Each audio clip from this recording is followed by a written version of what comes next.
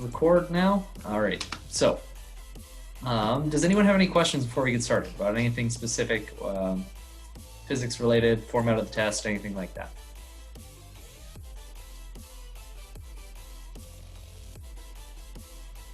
Okay.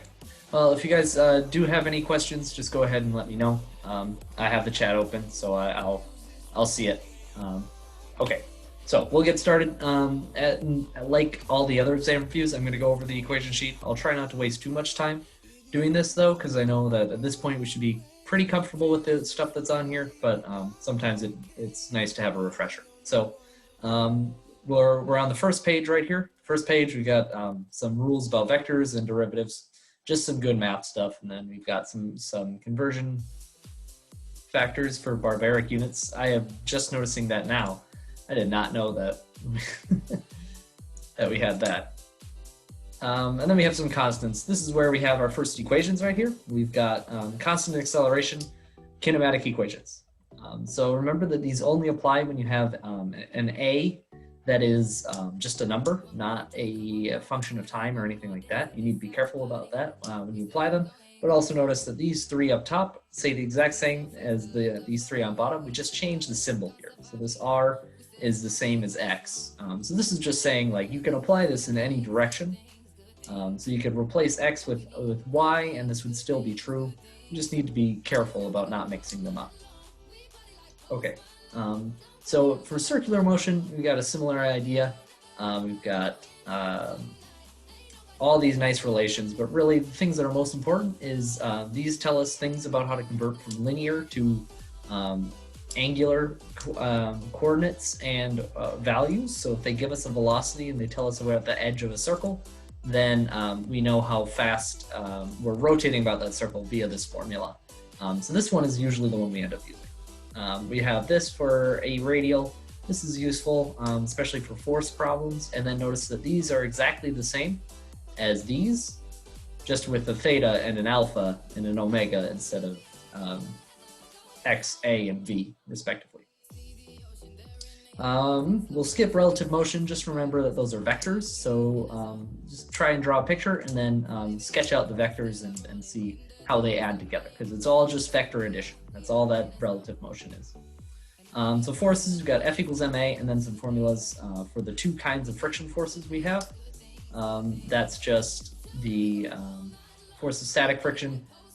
So this has that inequality, because remember that the static friction, things that keep things where they are, is it depends on how hard you're pushing, right? It's like you have to have an activation energy to overcome that, and then this is mu k is strictly less than us.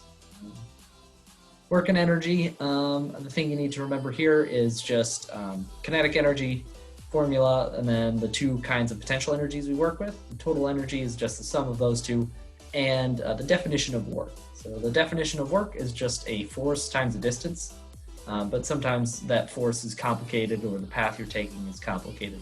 So you have to integrate it, break it up into little tiny chunks. But the general idea is work is a force. Work is just a force times a distance. Okay, so now we're into momentum. This one seems overwhelming, this section of your formula sheet, but really, so long as you know this, you really don't need to use any of the bottom ones here. And yeah, so these are these equations on the bottom here. These are the equations that tell us about what happens when you have, I think it's an elastic collision. Then these fall out, but not every collision is elastic, and you can get those from here if you're just careful about applying it. So I never bother using these. I always start from here. I think that's a little less overwhelming. Okay, and then we have our formula for center of mass right here. So if you have a bunch of point particles you just multiply each mass of that point by the radius of that point, and then divide by the total mass of all the points you have. And then that's going to give you your position of center of mass. So you can break this up. This R can be replaced with an X, and then you can find the X position, and then do similarly for the Y and the Z. Yeah, I think that's all we need to cover there. So rigid body motion, we've got a lot of good formulas here. Most of them are not things you can ignore, but keep in mind that these are just moments of inertia. So a wheel, like if they tell you it's a disc, then it's a cylinder. Solid, think disc equals cylinder, right? Because you can squish a cylinder down into a disc. A disc generally you think is like thinner than it is than the radius, right? But same idea. So don't get confused with that. A disc is a cylinder. Okay, and then we remember that we can have two different kinds of kinetic energy when we have rotation. We have translational kinetic energy, so the center of mass, what is the energy associated with the movement of that. And then we also have spinning, right? So if you have a ball and it's moving in a certain direction, but it's also rolling, then it's going to have a higher kinetic energy than if it was just moving at that same velocity. And then we have some rules for moments of inertia. This is useful, but it's not going to come. It doesn't come up super often anymore. And then we have some angular momentum things. So yeah, nothing too tricky there. Gravitation, really the only two formulas you need to worry about is this one, the force, nice and easy. Is universal law of gravitation here, and then the potential energy due to that force, which is this. So if you have these two in mind, you'll be good. Use this diagram to, if you ever have to use this equation right here, just use this diagram to tell you what the things are. So A is not acceleration here, it's this distance from here to here. Okay, I'm gonna double check. Am I recording? Yes, I am. Okay. So next we've got some fluids. We don't need to worry about F buoyancy. That was not covered in lecture. So you can ignore this. Should not come up on your exam. But this just says the change in pressure just depends on how the density of the liquid you're in and the how deep in the liquid you are. So the deeper you go, the bigger the pressure. Okay, now we get to something a little bit more complicated. We got simple harmonic motion. This is just the differential equation that defines simple harmonic motion. You don't need to worry about this. This shouldn't come up on the test at all. But we've got these three forms that are they're surprisingly useful. These are just general formulas that tell you the equation or the value of whatever is on this side as a function of time. So everything other than t is a constant on this side. And then we can think, okay, what's the acceleration at a certain time? If the question ever asks you that, then you can just directly apply this formula and pull that out, and do similarly for velocity and position. Sometimes it's not quite as easy though, because you got to figure out what omega is and this phi. So phi is just your initial value. You just plug in 0 for t and then solve for phi. That's how you deal with phi. This helps you convert between frequency and angular frequency, omega, and also period. So these are this is very useful. And then we have different kinds of pendulums or simple harmonic systems that different omegas that describe those. So this is the most general form right here. You have an object that has a moment of inertia, like a big sphere at the end of a short wire. Then you're going to have to use this one because more complicated systems require you to use moments of inertia. The rest is for damped systems. That should not be in the test. I know we covered that in lecture, but I have not once seen it on an old exam, and I think it'd be pretty mean if it was, but you've got those equations if you need them. So then we have our waves. This is far too complicated. Do not worry about this. This is exactly like this. It's the differential equation that defines it, but that is beyond this class, so don't worry about that. Useful things here is this equation, the velocity. So this is for string wave only. If you have a string or a wire, then the velocity is given by the tension in that string or wire divided by the mass density, the linear mass density. So you just take the total mass of the wire and then divide it by the length. That's all you do. And then this one is very useful as well. It says the velocity of the wave is equal to lambda times f. So this is true for any wave. If you know what lambda and f is, you can figure out how fast it's moving based on those two quantities. This is true for any wave, doesn't matter what kind.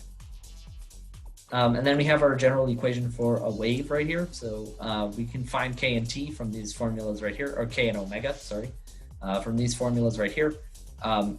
So if you ever need to get a formula that describes a wave, gives you the y displacement as a function of time, we use this formula right here. So sound, we had one lecture on this. It's a little confusing. whenever you have a wave question, know that we have the speed of sound right here. So that's if you're talking about when does cancellation happen, use this number to figure out the wavelength and stuff like that. I think that's all that's important. We did not cover the, well, we talked about this, but I don't think this was something you need to worry about. Nothing to worry about beat frequencies or anything like that. So now we're on to the new stuff, temperature and heat. So this part of the equation sheet is a little overwhelming. I didn't cover any of this in SI because I don't remember covering it much in lecture. It was not talked about a lot, but this is just telling you how things radiate as temperature. So this is a law for temperature. As this is heat loss due to radiation. That's what this is telling you. So heat loss due to radiation is equal to this stuff on the right side of this equation, and then this is heat. This is the heat transfer due to conduction. So if you have two things touching, how fast are they trading heat between the two? This equation is enough. We don't need to worry about these two because, as we can see, like A is defined in terms of this same formula with just a 2 on front, and then this one is defined in terms of the other one as well. So long as we know this equation, we're good. And then we have a bunch of conversion factors right here, and then this one is useful for so if we're ever doing a calorimetry problem, if you're given this thing is at certain temperature and this thing is at another temperature, we bring them together. What's their final temperature? We use these equations right here. So this just tells you that the heat stored in that thing is just like the heat it takes to raise or lower a temperature is just the mass of that object times the specific heat of that object times the change in temperature. And then if you're ever undergoing a phase change, then you have to make sure that you use this right here because phase changes have constant temperatures. Okay, so ideal gases, PV equals nRT. Most useful part of this this equation sheet right here. If it says ideal gas, you almost always need to pull this in from somewhere. You need to use this equation. So if you see ideal gas in a problem, think PV equals nRT. Then we have a bunch of numbers. Hopefully these are familiar from chemistry, except for this K. This K is Boltzmann's constant, doesn't really matter. But yeah, these are just a lot of numbers that we need to worry about. And then this is just telling you, so if you ever want to figure out what the average speed is of a molecule in a gas, then it's just a function of 3/2 times K. We know what K is, we know what 3/2 is, and then temperature as well. And then M is the mass per atom. That's what it is. So this is the individual particle that this part of the formula refers to. And then lambda stands for mean free path. So it's just how far can a particle travel before it runs into something else. That's what lambda stands for in this case. Okay, so this is the last section. We got thermodynamics here. We got the first law of thermodynamics right here, and it just says that the change in energy in a certain system is just the heat flow into or out of that system minus the work done by that system. So if the thing expands and there's no heat that is transferred into that piston or anything, if this Q is 0 and if delta U is 0, so it stays the same temperature, and it absorbs some heat, but then it must expand because work only happens when you have a change in volume. You have to have that change in volume for work to happen, but this is not a general formula. This is only true when you have a constant pressure.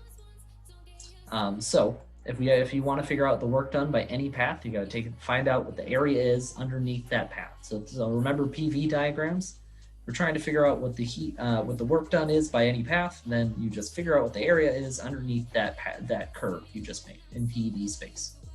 Okay, so we have this one. So this is useful if you ever want to figure out what the change in internal energy is in a gas, then this formula holds all the time. And this is true for any path. du is equal to n times cv times dt. So you can replace these d's with deltas freely almost all the time. So I'm pretty sure that's generally true. So just replace the d with delta and you'll get a formula that's much easier to work with. And similarly for these two formulas right here, but we need to be careful about when we apply these. Because notice that this is says the exact same thing as this one, NCV dt, the exact same thing. So the only difference there is no difference between these two, but we need to account for work when it happens. But anyways, when we use this equation to describe a Q, when you have constant volume. So when you see CV, you think constant volume. That's what you think of. And then we have this one, CP. Similarly, this one is constant pressure. So this describes the DQ when you have constant pressure, and then we have this formula for CP right here. Then we have compression ratio, and then this is all for adiabatic things. So this line right here, this is true for adiabatic processes. T times V to the gamma minus 1 is equal to constant. So this is useful, but you have to have an adiabatic process happening for you to use these equations right here. And then we get to our engines section. So E is efficiency right here, and then this is work done by the engine and work. We have this formula right here. So you plug this in for W, divide by QH, and you get the efficiency. And then so the refrigerator is basically an engine run in reverse. That's how I like to think of it, though I think that's slightly inaccurate. But if you ever need to figure out what the coefficient is of refrigeration coefficient, I don't remember what it's called. If you ever need to figure out what that is, it's just this. It's given right here, but it doesn't come up often. So be careful. This is the efficiency for an Otto cycle, but only Otto cycle. Don't apply this when you have a different kind of cycle. Then we have the Carnot cycles. That's nice and easy to work with, right? Because the efficiency is just depends on the differences between the hot and cold reservoirs. And the Carnot cycle, you can figure out what the heat flow is very easily based on just the difference in the heat reservoirs. And then this is entropy. We talked about that today in lecture. So dq reversible over T. This cannot get very complicated. They're not going to ask you a very difficult question. All you ever need to do is say delta S is equal to the change in Q divided by the temperature. So you have a thing, and this thing, say you have some ice in a room, the ice melts, and the room is at a certain temperature. What is the change in entropy? Well, it's the change in heat that happened with the ice that melted. You figure out what dq is for the ice, and then you divide by the temperature of the room, and you found the change in entropy. That's about as hard as it can get. And then you have a bunch of constants down here that all help you with thermodynamics. Okay, so that was a lot of me talking, 20 minutes of it. Does anyone have any questions about that?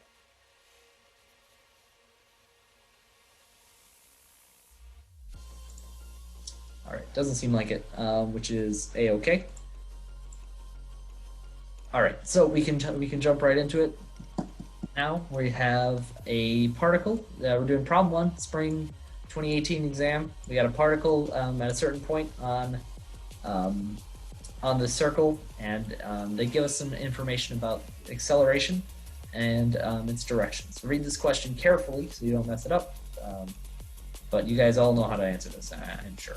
We want to know what the direction of the acceleration is.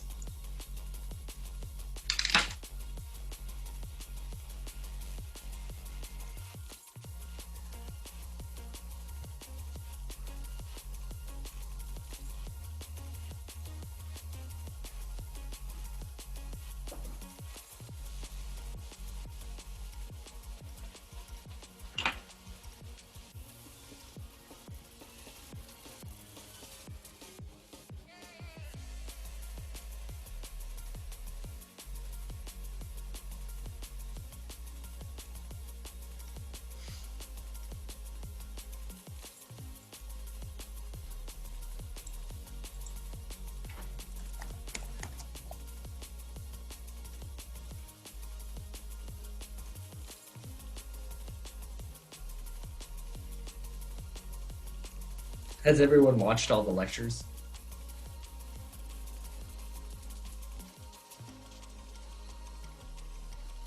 Jacob did. What did we think of his poem at the end of the class?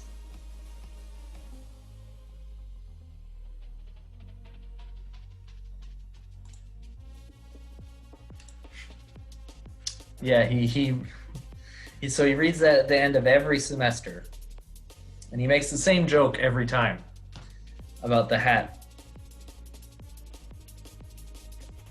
And I find it equally horrifying every time. And if you don't know what I'm talking about, consider yourself lucky.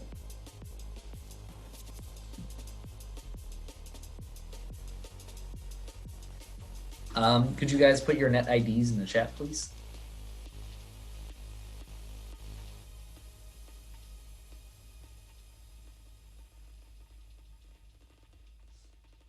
Oh, I've got more people. Ah, I did not see this. Okay. We got some better attendance. Awesome.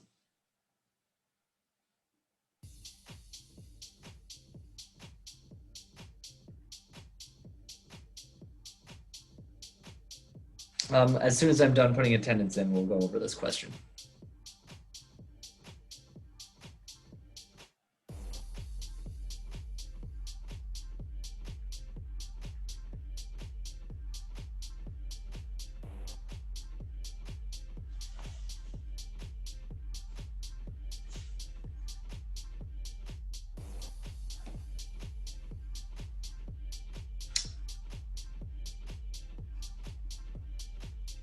Okay. What do we think? Do we have answers? Do we need more time on this one, or do we think we can answer it? Is someone brave enough to put something in the chat?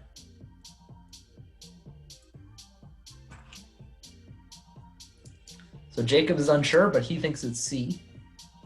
Do we agree or disagree? So okay. So all right, some good mixes of answers here. Okay, 2 for D. I'm not going to bother pulling up the iPad for this one. Let's just talk through it. So, let me read the question. We've got a particle moving around the circle with a given radius in the clockwise direction. So that is an important part of this problem. You need to read carefully because usually things are moving in the counterclockwise direction. That's the more intuitive way, in my opinion. This time, this particle is spinning around this thing in this direction. So it's going around like the hands of a clock would. So the position is here at a certain time, and we know that the speed of the particle is decreasing at a rate of -1 meters per second. So that means that the rate at which it's going around the circle is getting slower and slower. So that means that its linear acceleration is pointing backwards from the point that it's sitting at. It's got part of its acceleration is pointing against the direction of motion. So we said that it's going this way. So then we have one vector that's pointing this way. But it's also moving in a circle, right? And we know for things that move in a circle, it must have an acceleration vector that points towards the center. So we have one acceleration vector that points this way, another one that points towards the center of our circle. So if we want to find the total acceleration, we add those two vectors up. So those two vectors is going to be a vector that's pointing in E plus a vector that's pointing in C, which ends up being a vector that's pointing in the direction of D. So D is correct here. But I appreciate those of you who are willing to take the risk. It's okay to be wrong. Better for it to happen now than on the exam. Okay, so let me know if you guys have any questions on that. But in the meantime, we'll move on. We've got a particle moving along the x-axis with a potential energy function.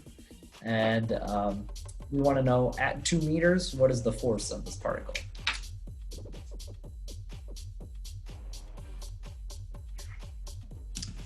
So if you don't know immediately where to start on this question, good idea is to look at your equation sheet, specifically the work and energy section. See if you can't deduce what a force is from a potential energy.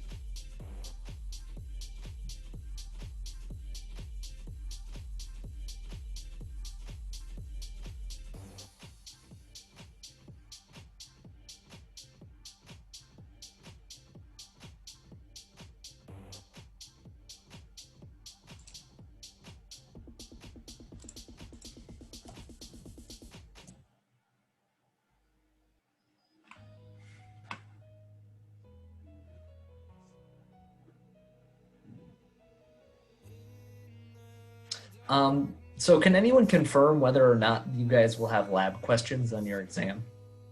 Yes, there are.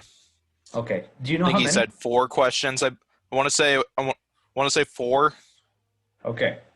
Then I'll make sure to go over those by the end of the session. So because those tend to be very, very different problems, and I made sure that I did this whole test. So yeah, I will do my best to give you guys a crash course on how to do uncertainties.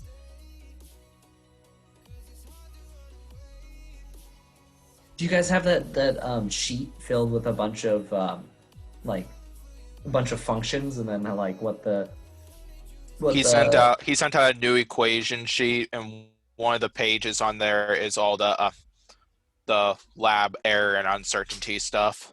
okay. All right. Well, I don't. That's good to know. But I'll give you guys a cheat a little bit. It's not a cheat because it's the right way to do it, but they can't require you to know it because um, it requires Calc 3 knowledge, but it's very easy. So I will, at least the knowledge required is. That really sucks that you guys have lab questions though. When you like when the lab was online, really odd way to format things.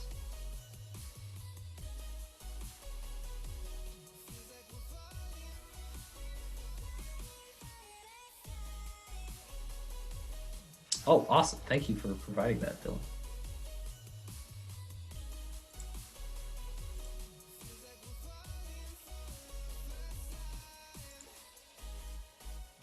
All right, I'm gonna close this equation sheet so I have the new one.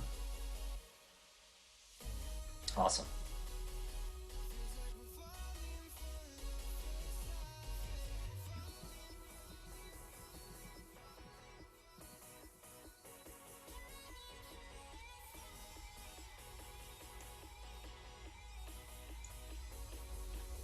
How would... Okay, so Jacob thinks it's E. I think this has been about like 3 or 4 minutes. Not sure how to start. Look at your equation sheet under the work and energy section and see if there's any relationship between a potential energy function U and the force F. And notice that this is Fx. We don't know anything about any other direction. We just know that U depends only on x, so we can figure out what the direction Fx is. We don't know about any other directions of F.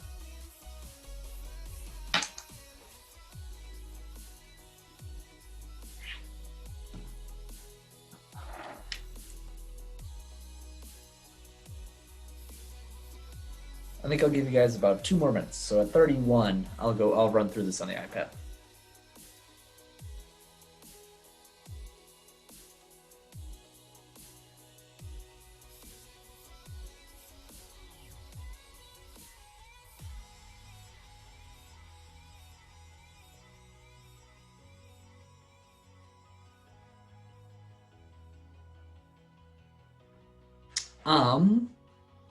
I think there's a simpler version, but yes, that is the one I'm referring to. That is what I used, Yeah, so if you or not exactly, but right in that area. yeah, so you're looking in the right area. And that the one you're talking about, Dylan, actually says the exact same thing. It's a more general form of the formula I'm talking about. But you don't need to know what that upside down delta is. You ever take physics 2 here or Calc 3, and then you'll figure it out. Okay, so Pedro thinks it's E as well. Are we okay if I start running through this one on the iPad?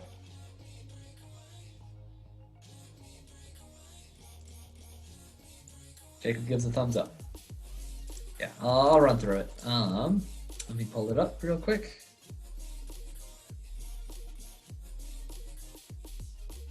Okay, so here's what we've got. So a particle is moving along the x-axis with a potential energy function given as u of x equals 9x minus 3x cubed. And we want to know what is f sub x at 2 meters. Okay, so on our equation sheet somewhere, let me look at it, see if I'm not lying to you. Work at energy. Yeah, so right next to, if I'm just going to describe it. So Dylan, right next to the equation you were looking at, F is equal to the negative upside down delta with a vector over it times U. So that's telling you that the force is equal to the negative gradient of a potential energy. But right next to that it says Fx equals negative partial U, partial X, etc. So partial derivative is the same as a regular derivative in our case.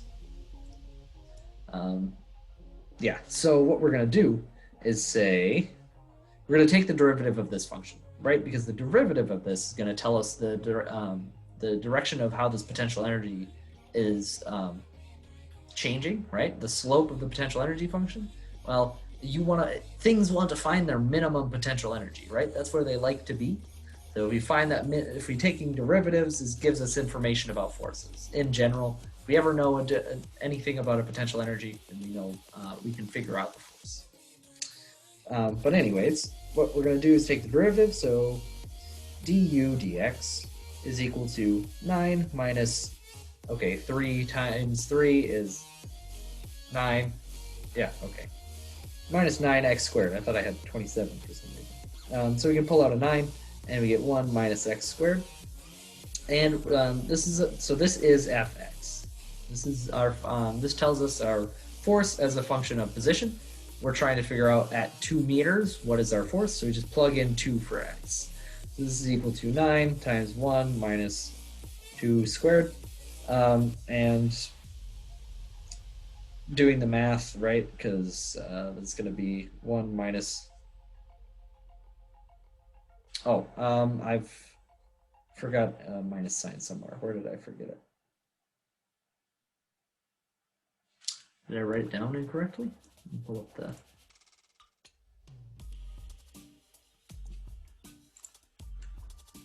I think I might have done this question. Oh, no, this is...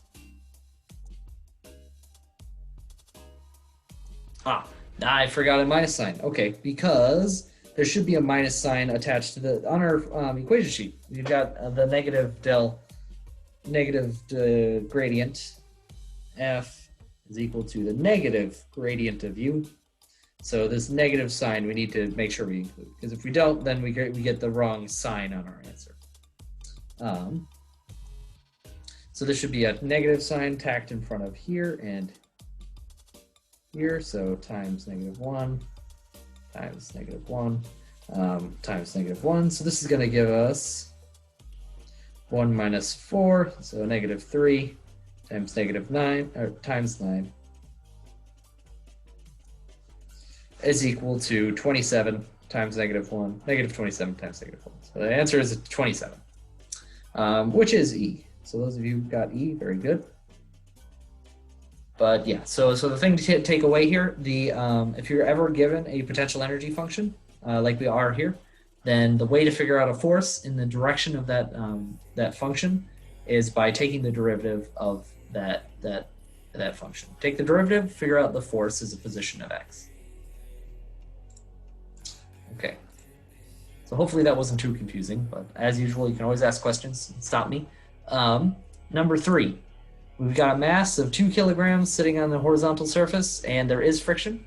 And then they give us our axes, so they tell us that the positive x direction for this is pointing along to the right on this table, and then they tell us the positive x direction for mass 2 is pointing downwards. So question is asking us to find the magnitude of acceleration for either block. So this is our first kind of challenging, very physics. It takes a bit of work to answer this one, but you guys all can do it, I promise. Let me know if you're stuck, because I'm always happy to push you in the right direction. I don't want you sitting here struggling, because that's not a good feeling, especially when you're this close to the test.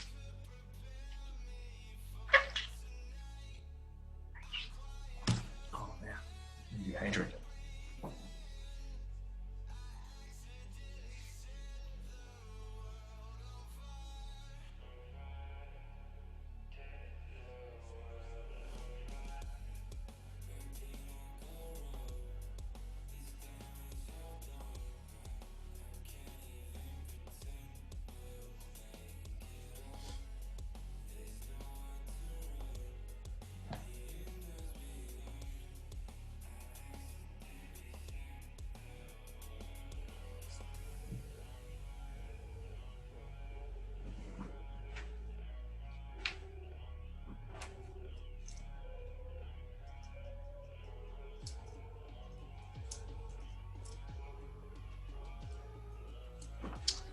So if you're stuck on this one, that's okay. The way I think is always a good idea to start any of these problems where you have two things attached by a string, whether it be an Atwood machine, so they're hung over a pulley, or if one's sitting on a table and one's hanging off or anything like that. Draw two FBDs. So draw an FBD for this object, sketch where the forces are pointing, and see if you can get a Newton's second law equation out of that. So apply F equals ma by adding up the forces in each direction, and do the same thing for the other one, and see if you can't relate them by one of the forces that they have in common.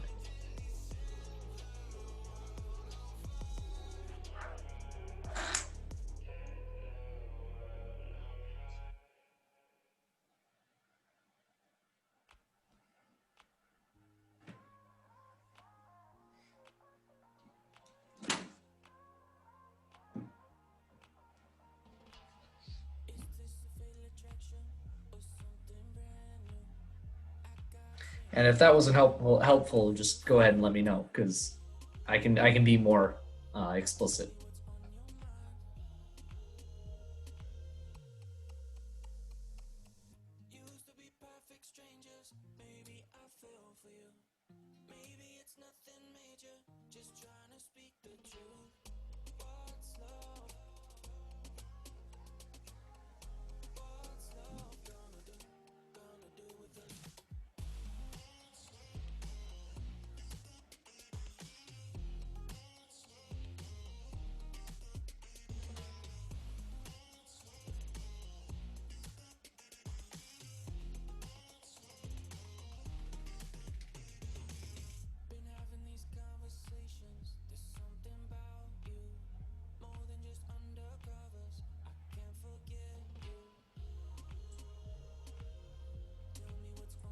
Okay, so Tyler got A.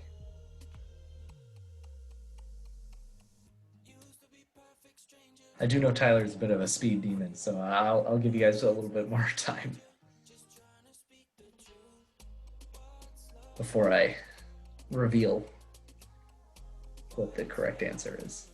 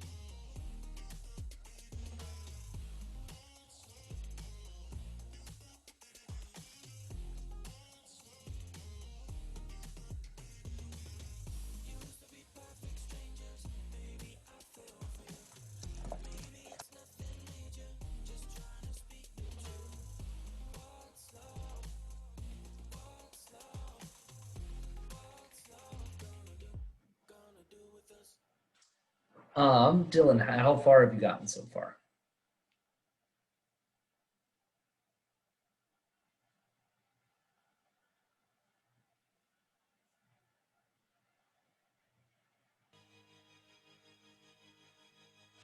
Two force equations, but you're not sure what to do. Okay, So if you have two force equations, do they have any variables in common? Um,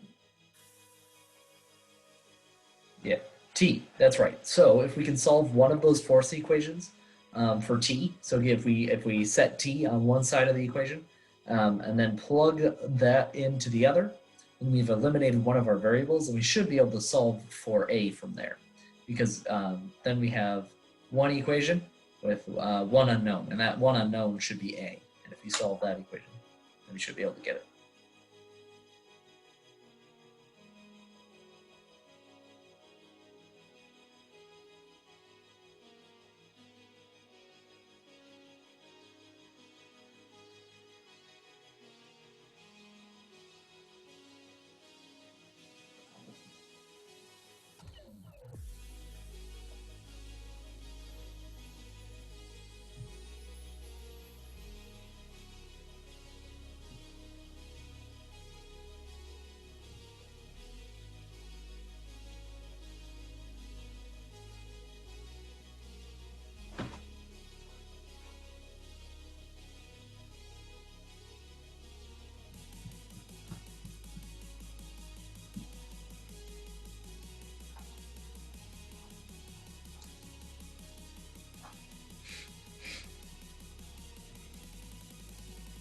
I'll give you guys about 3 more minutes on this one, just so you have ample time. Okay, Megan got A as well. Then I'll 2 more minutes. 44. We'll run through this one.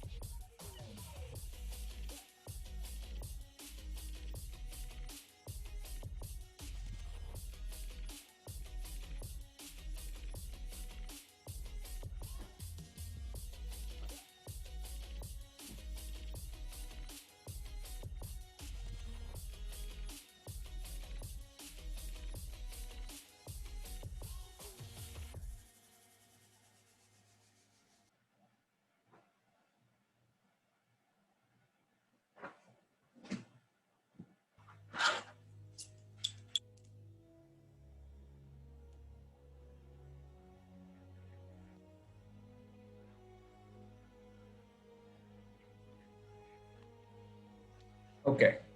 So we've got 2 people got A as well. Okay, all right. 3 people got A. So let's run through this on the iPad. We got a good feeling that it's A. Chances are we don't have 3 people who are incorrect. So let's see if we can't figure out whether or not this is true. Okay. So first thing I'm going to do is pull up the pen, and we're going to draw 2 FBDs. So first FBD is going to be the mass that's on the table. So mass on the table has 4 forces that are acting on it. It's got a normal force from the table. It's got a gravitational force because it's on Earth. It's got a pulling force from the tension, and it's got a friction force, right? Because they're told that friction is in this problem. So let's call this N. Let's call this mg. We're going to call this T, and then we're going to call this, we're going to plug in directly the definition of what a kinetic friction term is, right? Because we're told that it's kinetic, we're given mu k. So this is just, I'm going to call it mu times n, right? Because that's what we call, that's how we define a friction force. It's just mu times the normal force. Okay, so for the other object, I'm going to draw it right next to it. We've got a force of gravity. Let me stop being so sloppy and call this m1. This should be m2 times g, force of gravity, and then it has tension pulling it up. And that's it. There's only 2 forces acting on that object. Okay, so now we have to think a little bit harder about what's happening here. And we have to combine these in some way. So let's start by writing down some equations, because each FBD we have will lead to at least one equation. So let's start with the simpler one. Just 2 forces, simple equation. Be careful here. We are going to define positive x as pointing downwards, because that's given in the problem. If you don't do that, you will end up with a minus sign somewhere where you're not supposed to, and it may or may not affect your final answer. I'm not sure, but in general, it will. So just be careful when you do that. But anyway, so what we're going to do is say that m2 times a, because this is just concerned with the second mass, is equal to, okay, the positive direction, m2 times g, then we subtract off t. So that's one equation that we have. We have then. So now we need to combine that with the other object. So what we're going to do is look in the x direction here, and we add those up. We see that so our x acceleration, we know we're not going to accelerate up or down in the y direction. So m1a is equal to, t is in positive direction, subtract off mu times n, but we don't know what n is. So we have to use the fact that n and mg are equal here. Because we're not accelerating up or down, so that we have balanced forces in the y direction, so we can say that n is equal to mg. So we can say this is m1 times g. So we can say m1 times a is equal to t minus mu times m1 times g. All right. So now we need to combine these because we don't know what a is and we don't know what t is. We know what everything else is, but we don't know both of these, and we're looking for a. A is our end goal here. So what we're going to do is plug in. We're going to solve this, rearrange our first equation we wrote down for t. So we're going to get t is equal to m2g minus m2a. And we're just going to throw that in here. So let me double check my notes here, make sure I'm not messing anything up. Yep, looks like we're good. So we get m1 times a is equal to m2g minus m2a minus mu m1g. Okay, so we want to solve this for a, so we're going to get a on one side. We get m1a plus m2a is equal to m2g minus mu m1g. Factor out an a, so I'm just going to erase this whole thing and rewrite it. Factor out an a, we get a times the sum of the masses. Then we divide that over. So we get a is equal to m2g minus mu m1g divided by m1 plus m2. All right, so we've got this really big formula, kind of worked hard to get it, but now we need to plug some numbers in. So when we do that, it's not too hard to check yourself, but we know what everything is. It ends up being 0. The m2g is the same thing as this. So it doesn't matter what this is. It's not accelerating. The forces are balanced in this case. So we have 0 acceleration. So A is our answer. So it's surprising, but it is correct. 0 is the correct answer for this. I think it's a little tricky and kind of mean to put the equation on here, or have a question where the answer is 0 on here. I think that's kind of mean, but I didn't write the test, so I don't get to complain, or I don't get to do anything about it, at least. Okay, so any questions on that before we move on? Yeah, so it's a-okay.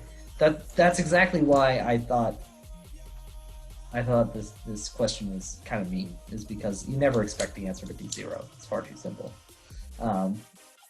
But anyways, we'll move on to question 4 here. We've got a roller coaster with a mass of 200 kilograms. It's at this point on our track here in the XY plane. And then it's at this point in our track, so we know what y2 and x2 and y1 and x1 are. And we want to figure out what the speed is at this second point here. What is v2?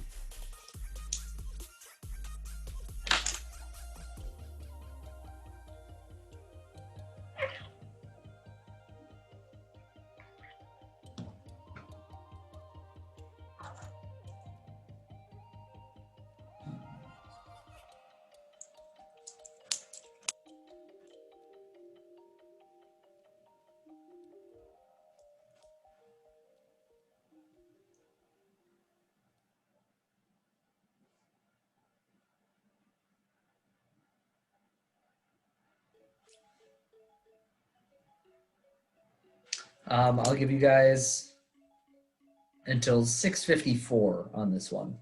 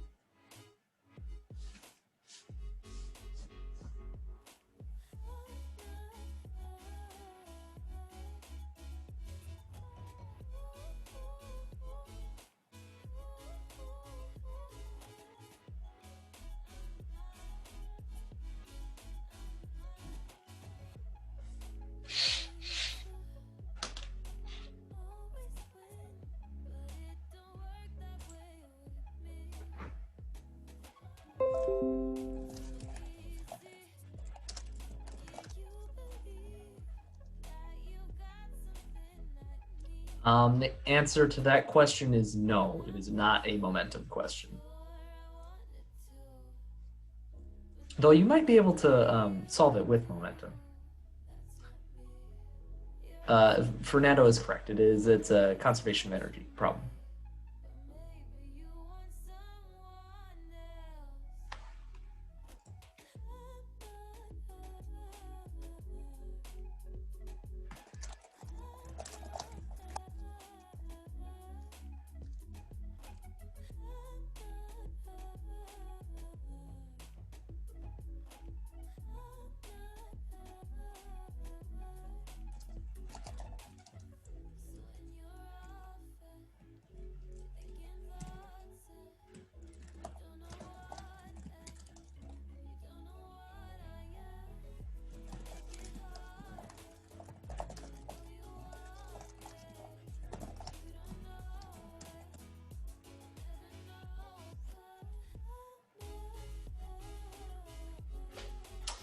Would potential energy be 0 at point 2?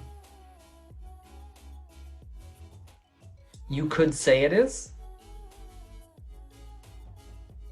Yeah, I mean,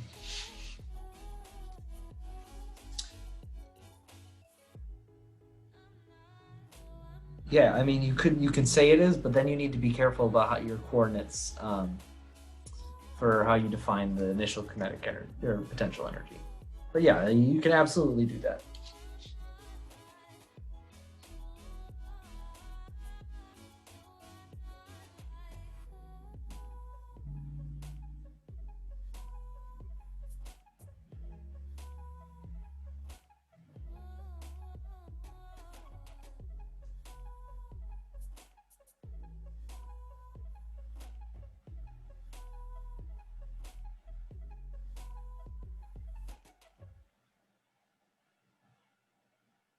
Oh, how are we doing on this problem? Do we need more time or do we have answers?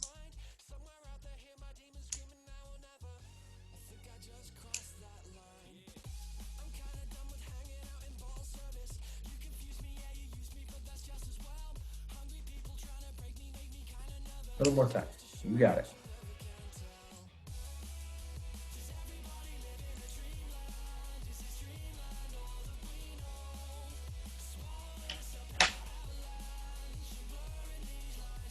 So Megan thinks it's C.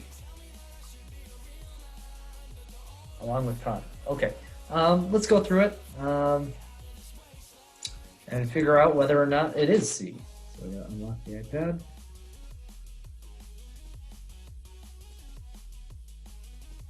Okay. So Just as a recap, we've got a certain cart that goes like this, and at this point, at x2 starts at x1,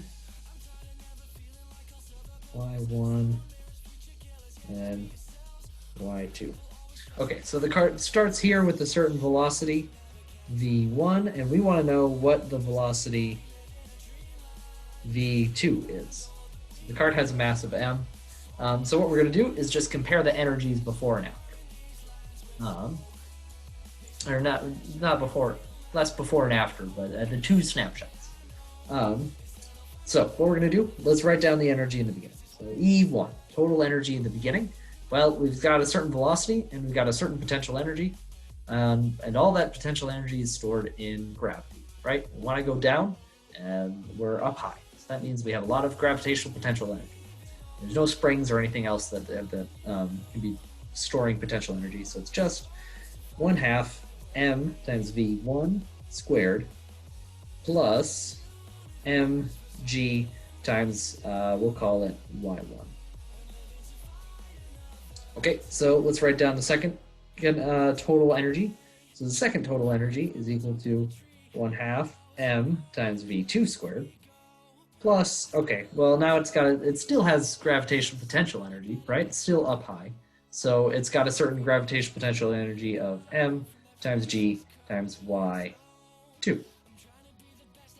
Yep, so we know in this problem that there are no friction forces acting on this object. So that means that energy is conserved. So that means that E1 equals E2. So we can say 1/2 mv1 squared plus mgy1 equals 1/2 mv2 squared plus mgy2. Okay, we've got an m in all of these terms. We can get rid of that. And now we want to rearrange this for v2.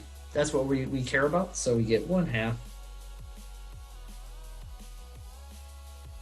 Let's multiply the whole thing by 2 first. So we're going to get rid of that 1/2. We get v1 squared plus g. And if we move over that other term, we can factor out a g. So we get y1 minus y2. Then we have to take the square root to get rid of the square on the v2.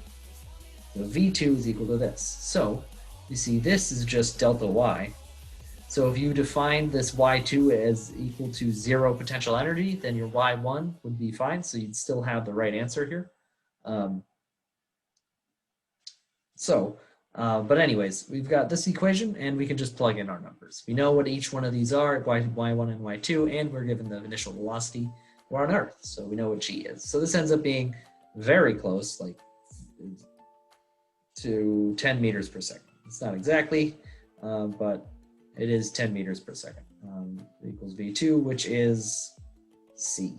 So c is the correct answer. Any questions on that?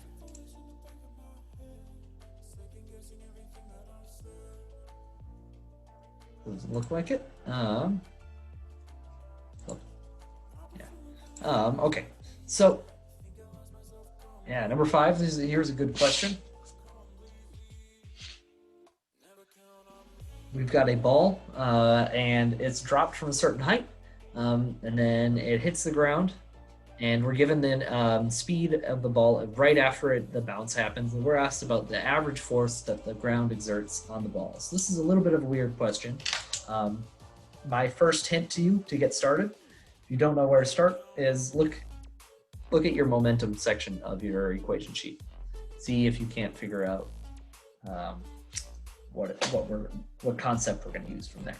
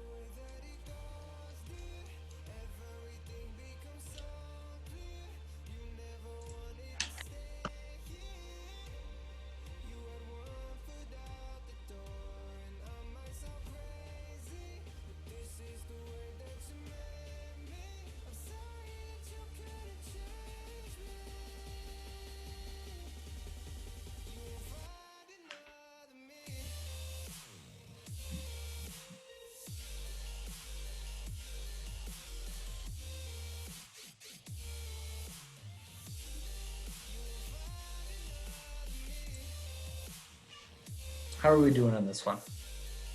I don't expect you to be done. I just want to check in, see if anyone's stuck.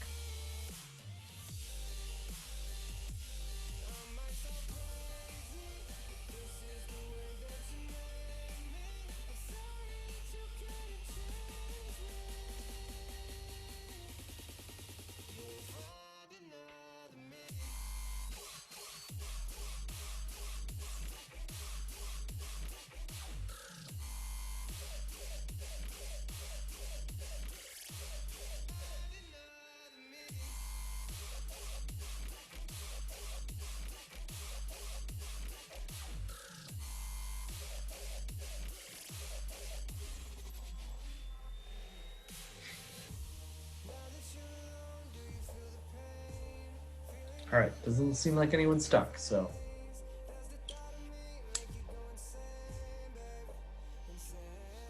I will keep my mouth shut. We'll go through this in about 2 minutes.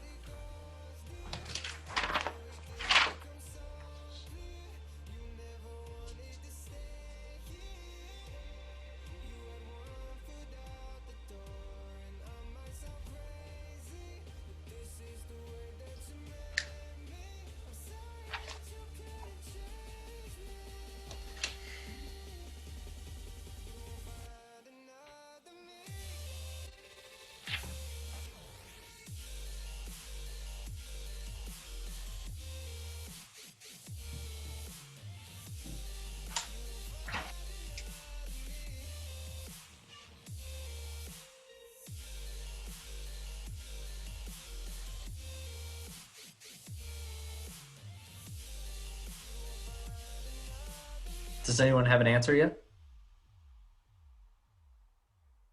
Almost. Okay.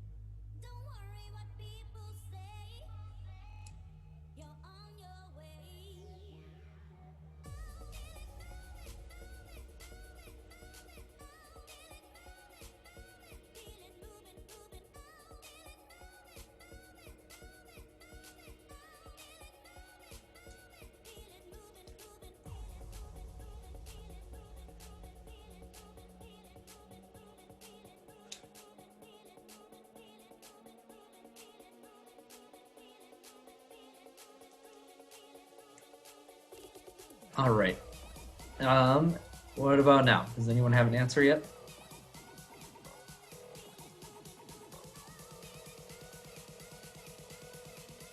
All working hard?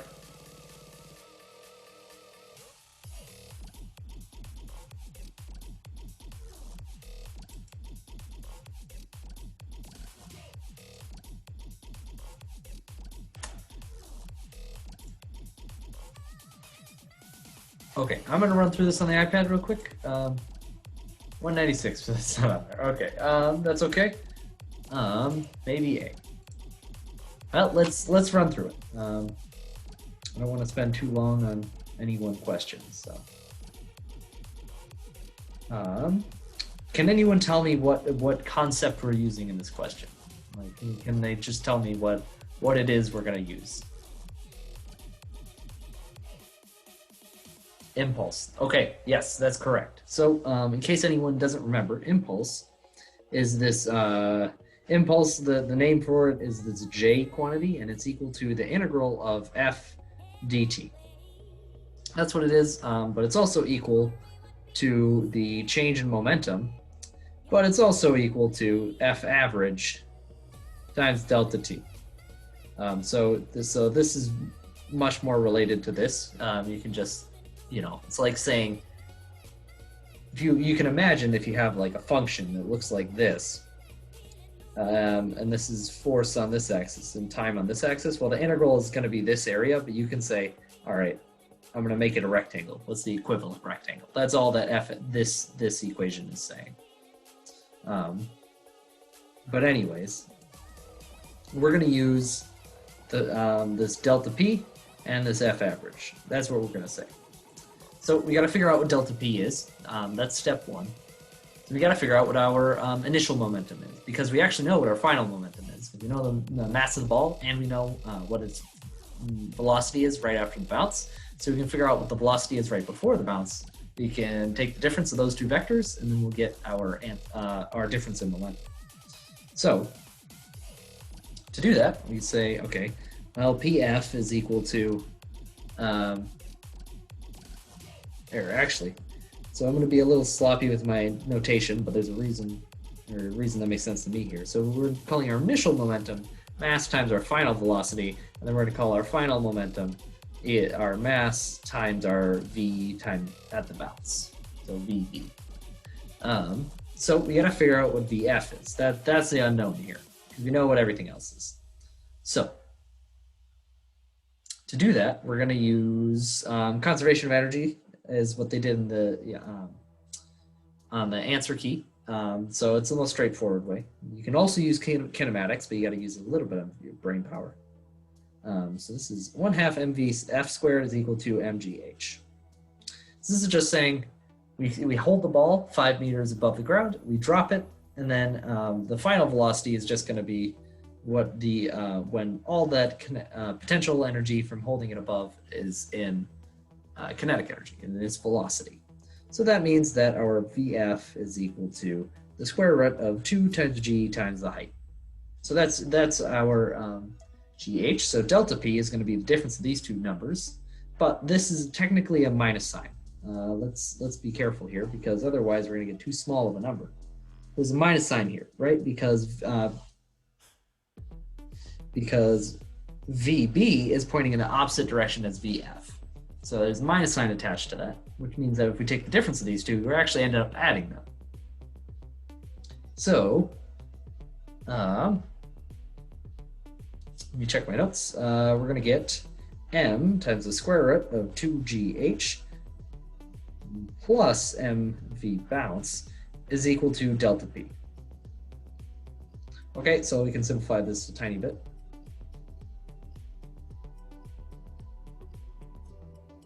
Equals delta p. All right, neato. Yeah, it's very easy to make that mistake. I made that mistake when I did this problem as well. So don't beat yourself up about it too much. Times delta t is equal to delta p. So this is just using the fact that another definition of impulse. So that means that the average force is just going to be delta p divided by delta t. So we have delta p right here. So our final F, I'm going to drop the average, is equal to m times the square root of 2gh plus velocity after the bounce divided by delta t. So we know what all these numbers are. We can plug them into our calculator, and we should get a number of 596 newtons, which is A. Yep, so don't worry if you have a sign error. It happens to everyone. But yeah, that's how we solved that one. Any questions before we move on?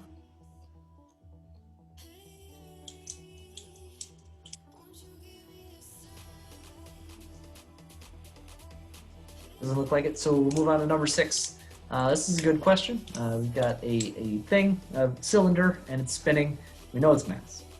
And the question is asking, how much of an angle does it rotate through after applying a force that's slowing it down of magnitude 10 newtons right on the edge of the cylinder?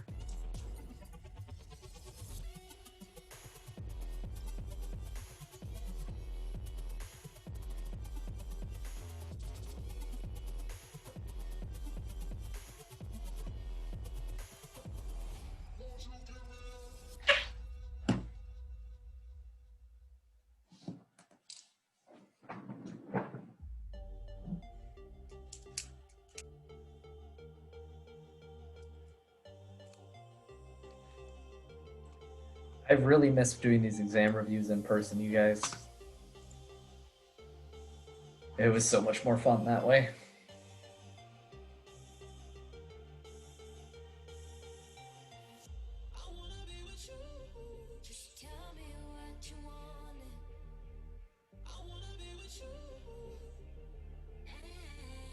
And I had better attendance, so I could announce it at the lecture. I didn't have to email people.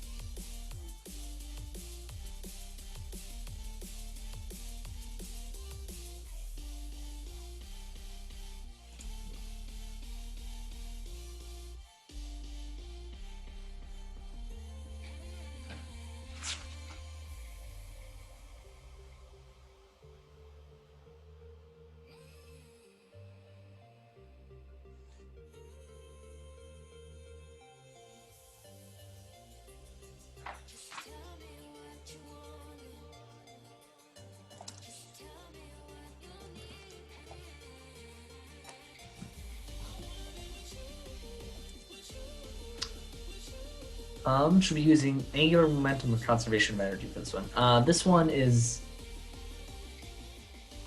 I didn't. You could use angular momentum for this, but I think that a better way to think about it, I think, is just use the torque version of Newton's second law. So remember that torque is that tau variable, and it's equal to I times alpha.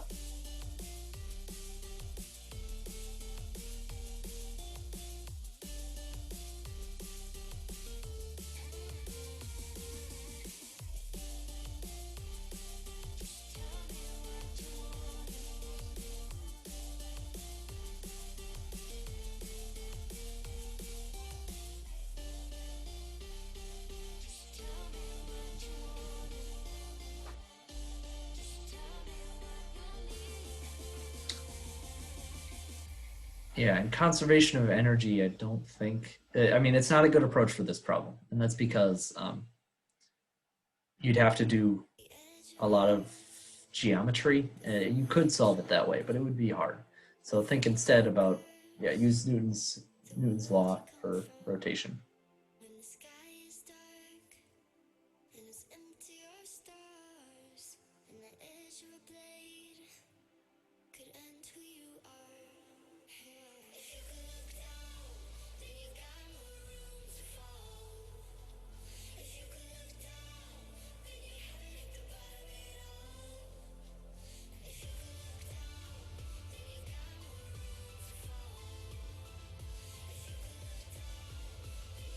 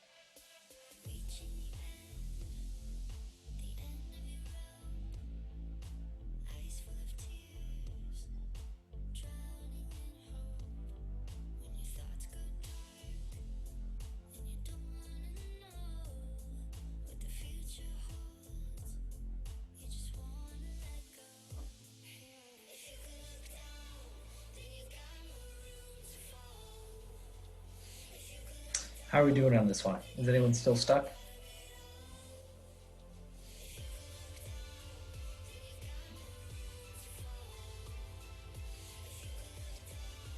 Yes. Okay. So this is actually an angular kinematics problem. That if we can figure out what alpha is, then we can plug that into a kinematic formula, and then we can solve for the total amount of angle that it rotates through.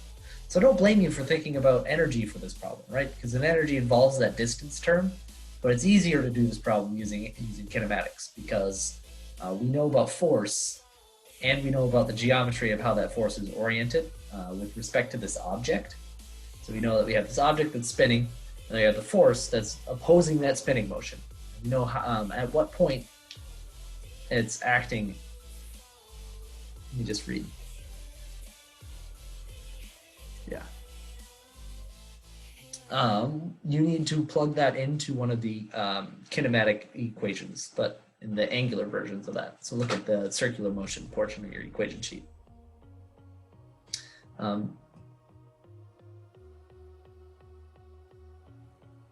Apply a constant tangential force of magnitude F opposite to the direction of rotation to slow. Does it tell you that your force is at the end of the cylinder?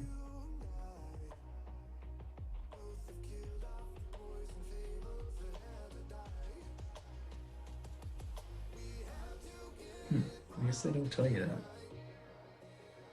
I might have made a mistake when solving this.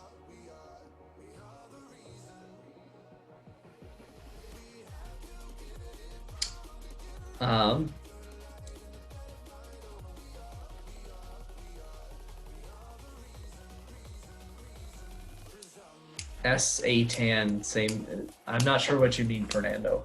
Could you rephrase that? Is that arctangent? Oh, no, not arcing. That's what I was thinking. Like, how can I write it? Just like A tangential. So the acceleration equals R alpha. Is it the same thing as F?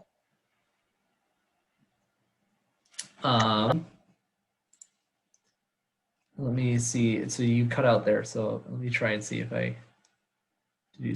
So are you talking about this formula right here? No, I was talking about the one that's right next to V equals R omega. Down, up. The right. Go to the right. No, this one. Yeah. Oh, what was your question? Is F equal to A10? No, not quite. Remember, so you're on the right track. F is related to A tangential, but it's not the same thing. And the way we know that is where is this section of your equation sheet? It's somewhere. Rigid body motion. We know that torque net is equal to I alpha.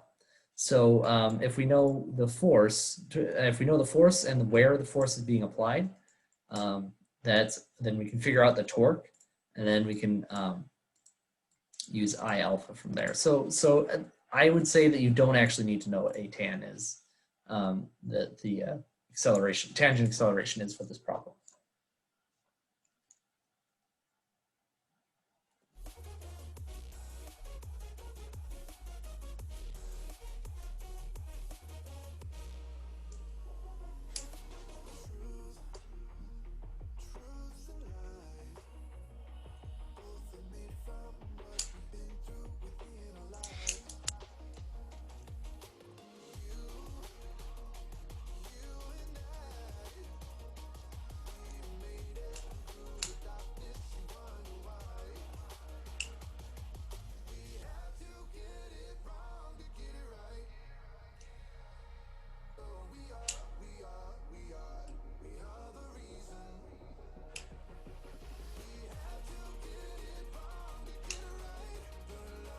All right, so Pedro thinks it's E.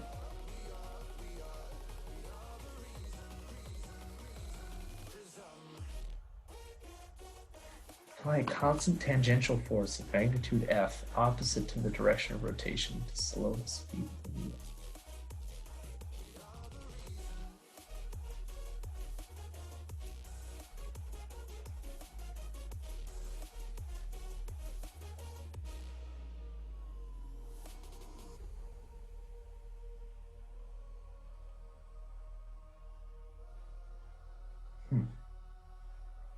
They don't tell you that it's acting at a distance r away from the center, but that you do need that to solve the problem, at least the way I did.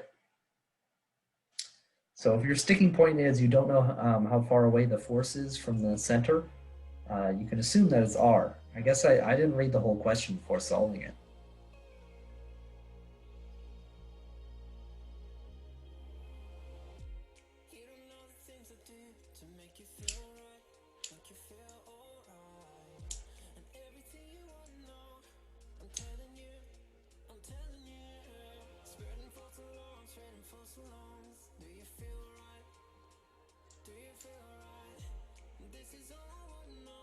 Do you guys want me to go through this one? We have spent quite a bit of time on it.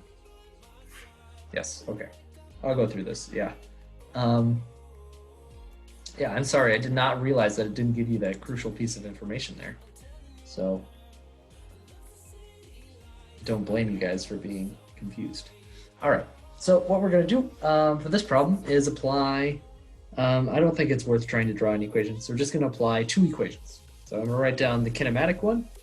So omega squared minus omega naught squared is equal to 2 alpha delta theta. So this is the quantity we're after, this delta theta here. That tells us how much does this thing rotate given difference in squares of angular speeds. So we're gonna eventually look for that. But to get there, we need to do a bit of work. Because we don't know what alpha is. But we do know that this is 0 because our final velocity is going to be 0. So that's actually me being sloppy. It should be that this is 0. Here, let me be less sloppy here.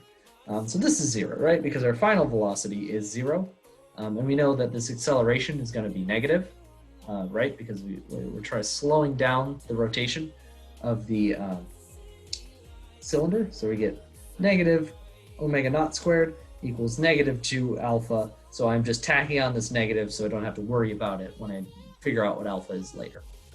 So then we can get rid of these minus signs, right?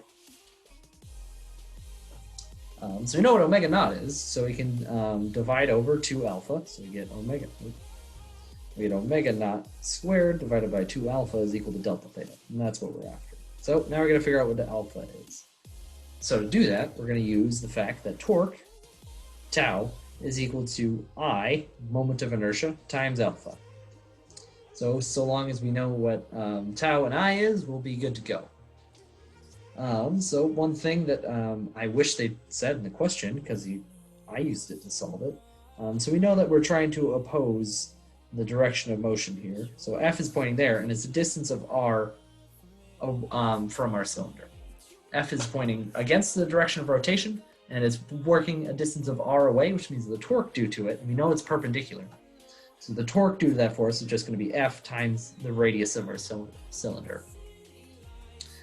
So we can plug in the moment of inertia for a cylinder. That's just 1/2 m, call it big M, times r squared, and that's equal to alpha. So we can do a little bit of algebra. We get 2 times F divided by m times r is equal to alpha, and then we can plug that in to here.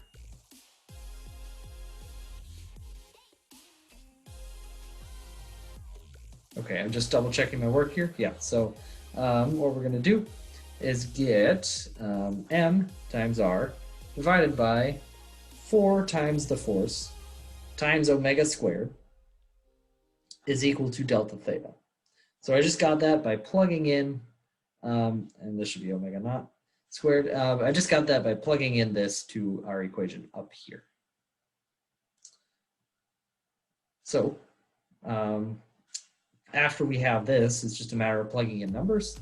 So we can plug in numbers to this equation, and we should find that delta theta is 11.025 radians, which is E. So, does anyone have any questions of this? It seemed like you guys were a little confused. I don't blame you. So this fact that R was a distance of or that f was a distance of r from the center, was implicit in the question. It was not explicitly stated, which is, you can't necessarily conclude that's the case. So if you struggled with this, I don't blame you. I should read the question fully before I solve it. But anyways, that's an answer that's listed on the answer key. So that's how you're supposed to solve it. Okay.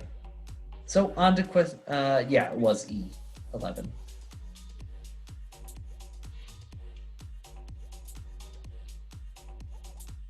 All right, so on to question 7. We've got an object of mass m and radius a. So the object has radius a, and it has an escape velocity of v, and it's on planet X. So if we were to double the mass and half the radius, what is the new escape velocity?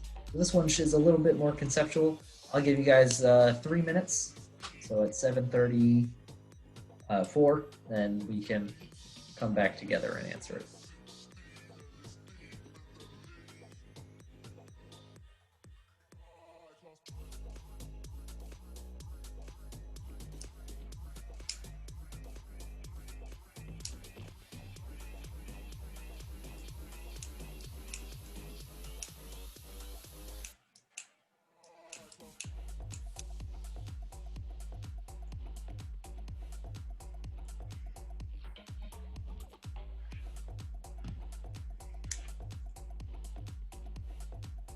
And just as a reminder, I will be going over posting this exam review on YouTube. So if you guys didn't quite get something when I went over it and you don't want me to go back and go over it now, you can always just look at the YouTube video I'll post to this so you can review what we have.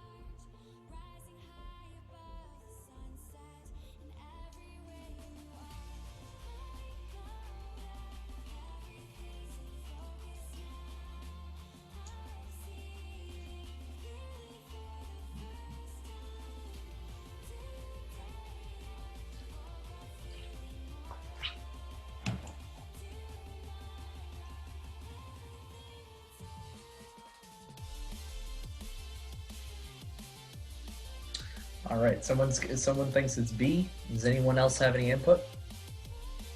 Fernando thinks it's B. Sorry.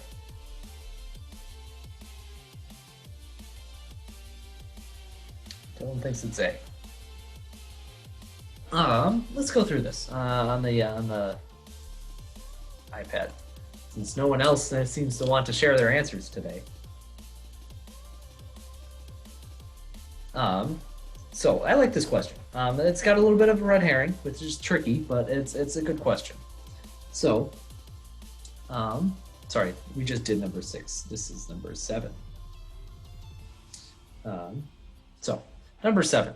What we need to do is think about what it means for escape velocity. So, what I'm going to do is write down the potential energy due to the force of gravity, and this is the large scale version. So, we're gonna write down the formula. So it's equal to, there should not be a negative sign there yet, it should be on this side. G times big M times little m divided by R. Okay, so we've got this, and we also know that the kinetic energy due to an object is 1/2 mv squared, right?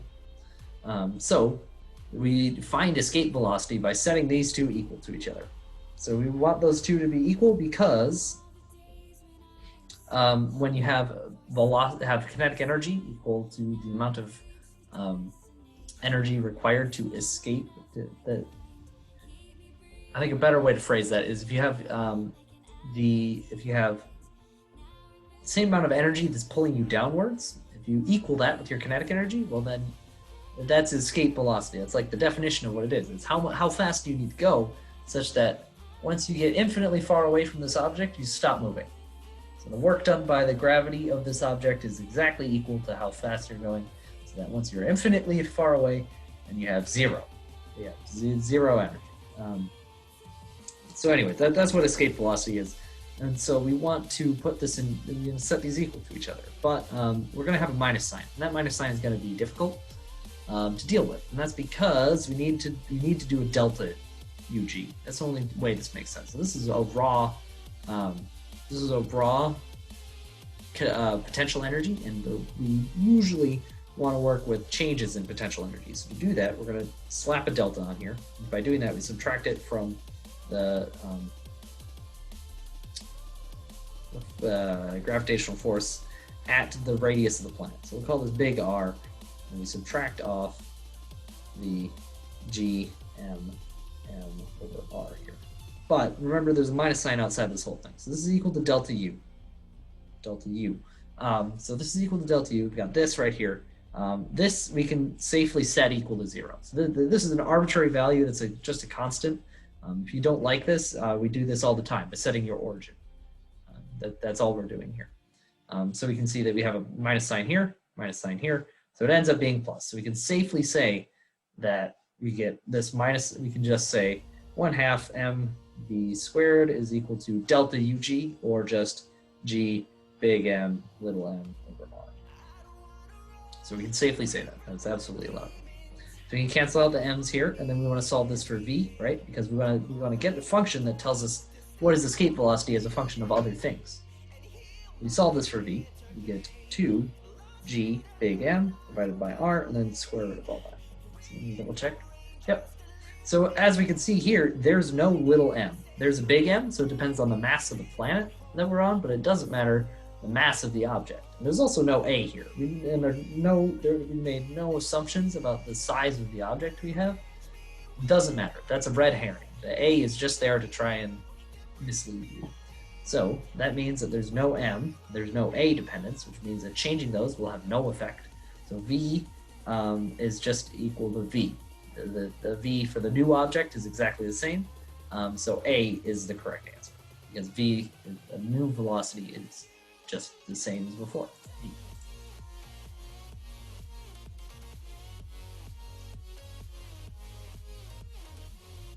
Yep, that's okay. So it's better to make that mistake. Yeah, better to make that mistake now, because I've done that before. Always be careful when you're labeling your variables, because working in them is absolutely superior to working in numbers, but it can be easy to cancel things out when you're not supposed to. Okay, number 8, we got 2 simple pendula, and they have one pendulum B has twice the period of pendulum A. We want to know what is the relationship between their lengths.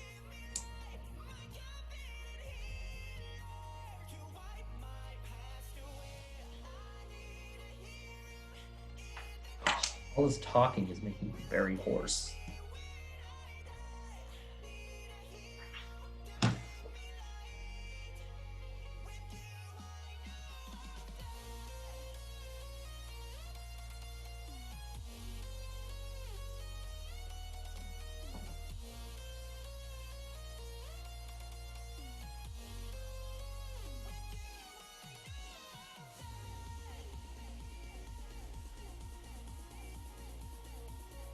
I mean, I'm pretty sure you have like the right answers right now, but I'm just wondering, why are we not using the radius A over 2 for this problem, for the past problem?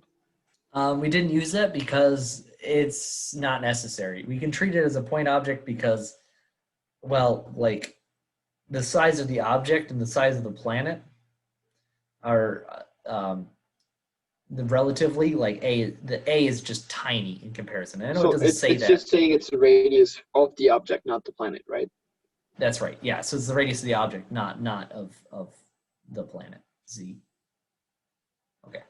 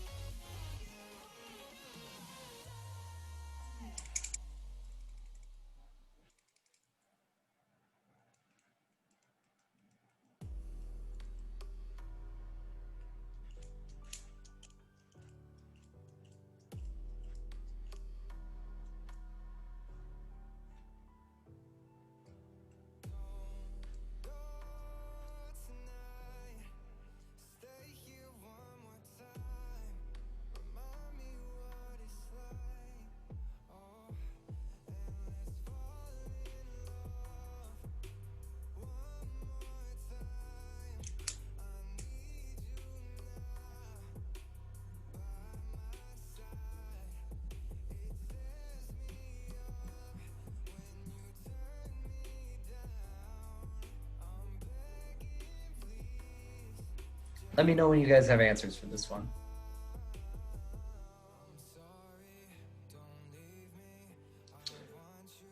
After using this iPad for half a semester, I just realized I can scroll while having the pen, the right option open by using 2 fingers. That's kind of annoying. It's a nice tip, knowing that.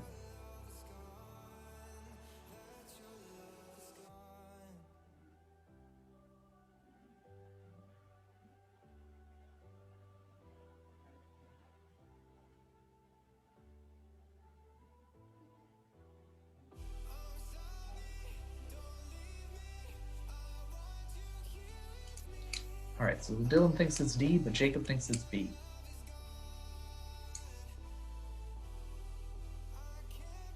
Other vote for D. I'll run through this so that we keep the pace up. Oh, and I said I would run through lab questions. Do you guys want me to do lab questions after I finish explaining this?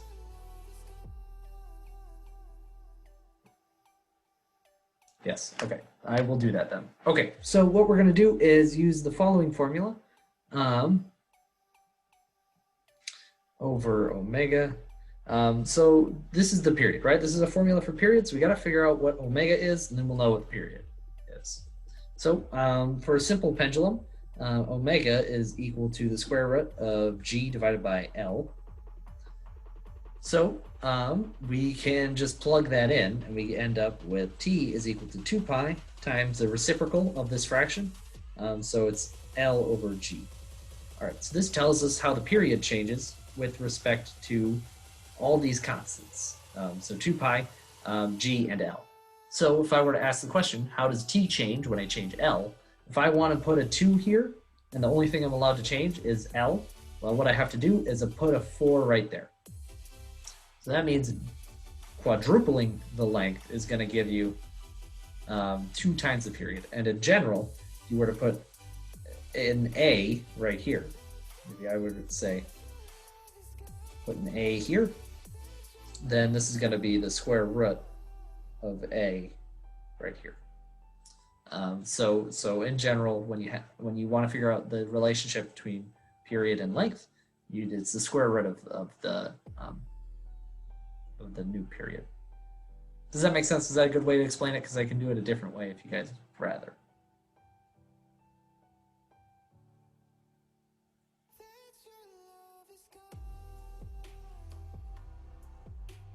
Oh, sorry. The answer, yeah. So the answer is since we put a 4 here to get this a 2, then the answer becomes D because we want 4L. Okay. So let's go to the lab questions then. We've got 15 minutes left. Yeah, we'll make sure we cover those. So the first one is nothing too bad. Let me zoom out so you guys can see the whole question and options. Oh my God, this question is huge. So we've got a cart and it's moving down, accelerating down a track, and we want to know what the VT graph looks like.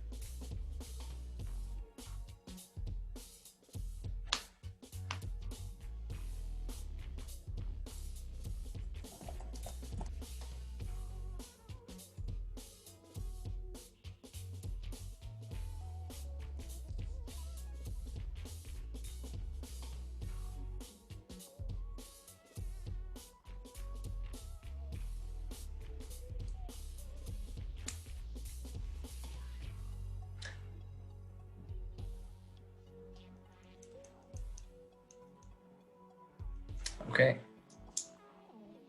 So we're getting some good disagreement here. So someone thinks it's, okay, so 3 people pick C and 2A, 1 for B.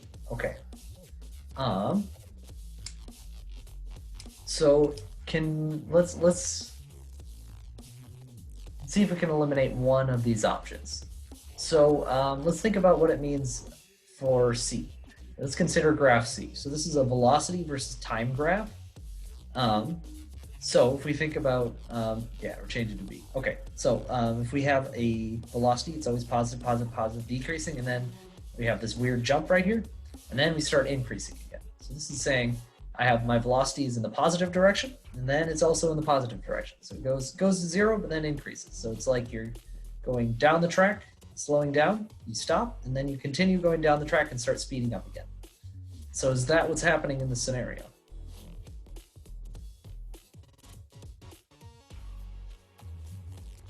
Could you re-explain that? Because I don't exactly understand. Yeah, sure. So, so we're always in the positive half of this velocity graph, right? So that means we're always moving in the positive x direction here, which is down the incline. So the slope of a VT graph is going to be the acceleration. So as we have a negative acceleration here, so that means that we're going in this direction, but we're slowing down. And then we hit 0. So we hit 0, and then we start speeding up again. So we're still going in the same direction, but then we start going faster and faster. So that would mean that velocity is increasing without bound downwards. So that is correct. That's exactly what's happening, right? Because we go up and then we come back down. That's the situation that's given. But it doesn't make sense for something to start rolling down, stop, and then start speeding up again, right? Because what happens, we're told what happens right here. The car is given a push, it rolls up, and then it comes back down. So it must have some sort of negative velocity, right? Because it's going up. So it starts with a negative velocity, and then starts going in this direction, and then it has a positive velocity. Did that help at all?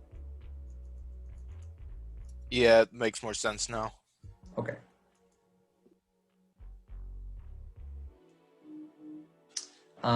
So just so that we can get through more lab questions, the correct answer is B. So let's dissect this a little bit. So yeah, that should break it down to either A or B. So just rule of thumb, whenever you have constant acceleration, that means you have constant slope on your VT graph, right? Because acceleration is the slope of velocity versus time. So it can't be this one because this would mean that we have two different accelerations. It's negative for one and then positive for another. We know that's not the case because this cart is subject to g. That's its acceleration. It's just gravity 9.81, what we're used to.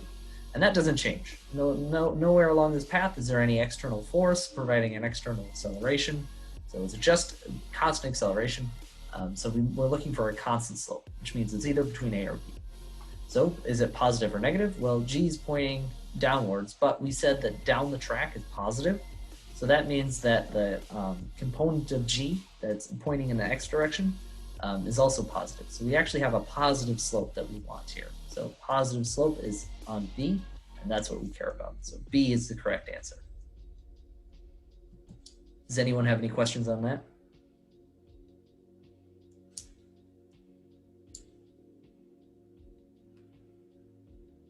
Okay, doesn't look like it.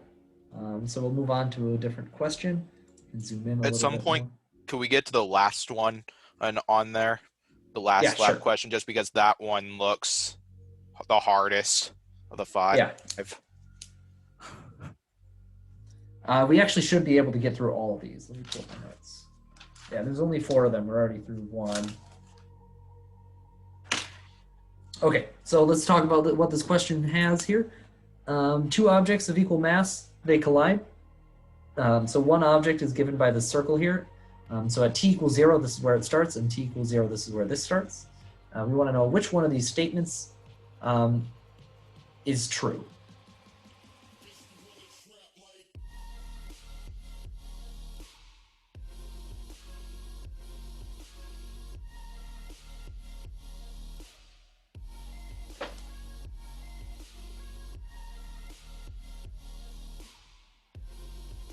So, as usual, drop your answer in the chat whenever you have one. It's okay to be wrong.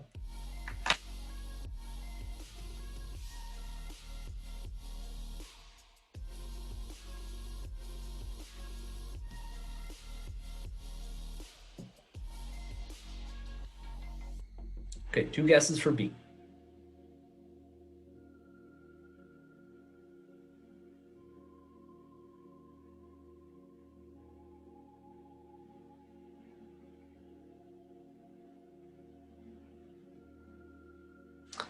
So I'm going to tell you now, B is not correct. And that's because total linear momentum is not conserved for this equation, or this scenario. And we can see that because we have one vector that's has some component pointing this direction, and another vector that's pointing in this direction, and then after they collide.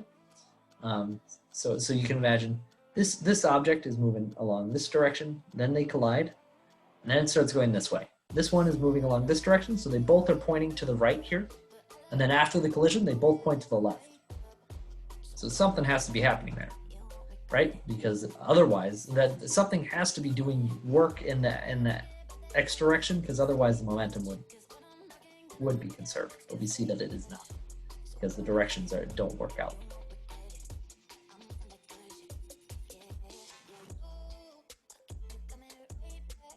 Okay, 2 guesses for E. And I think maybe a better way to explain this is think about the vectors. So we got a momentum vector here, and it's pointing up and to the right. We have a momentum vector here pointing down and to the right. So, and then after they collide, this one's pointing up and to the left, and this one's also pointing up and to the left. So we can see those 2 vectors don't agree before and after the collision, so momentum can't be conserved.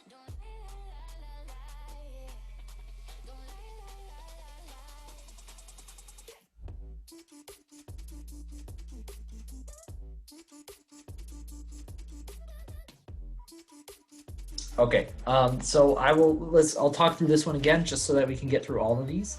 Total kinetic energy is larger after the collision, and total linear momentum is not conserved. There must be an external force acting on the system. So E is correct. So let's talk about why. We see that these dots are closer together, so that means at t equals 0, these objects are slower than after the collision. So that means that they have a certain amount of kinetic energy before that is less than the kinetic energy after, right? Because these dots are further apart, so they're moving faster.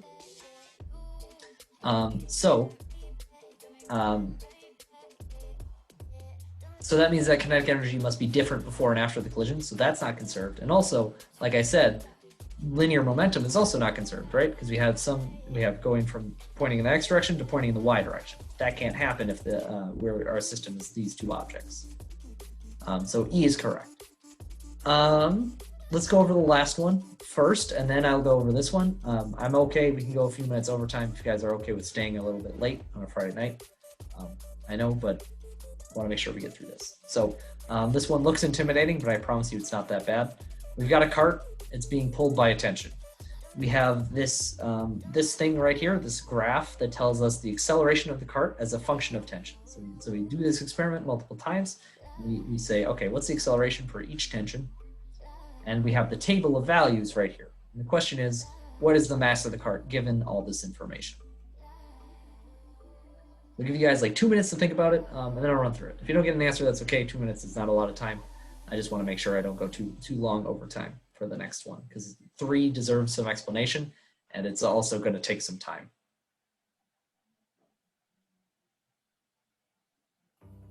Or not 3, 26 is the problem, but it's the third lab question.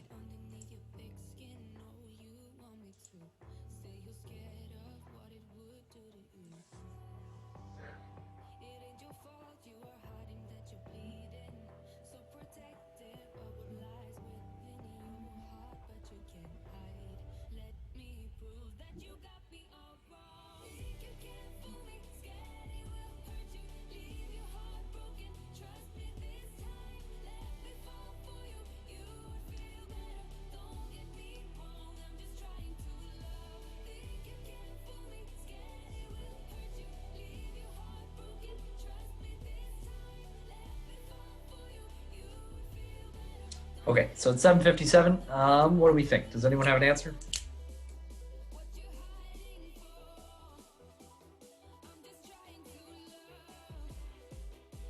Okay, that's fine. I don't want to keep you too long. So the correct answer is A for this one. And so it's 1.2. The answer is it's the slope of the line. You just find the slope of this line. Most of lab physics comes down to linearizing data, finding the slope of that line, and then using that as your answer. If you run out of time on this test and you see a question that looks like this, find the slope of the line. If the slope of the line is here, pick it. So let's talk about why this makes sense. We're looking for the mass of the cart. F equals ma, right? So tension is a force. So force divided by acceleration is going to give you m. So it doesn't matter what the intercept of this is. The slope is what we care about. The slope of this line is going to give you m.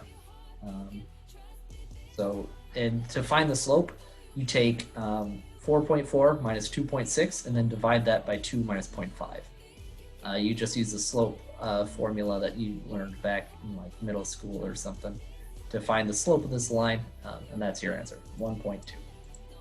This one looks intimidating, but it's really not. It's can you find the slope of this line? And if they give you a question like this, it'll have this huge preamble being like, here's this huge setup of this lab, given a bunch of data. All you need to do is usually find the slope of the line. It's not always that simple, but it often is. Do you guys need me to explain that more, or does that make some sense?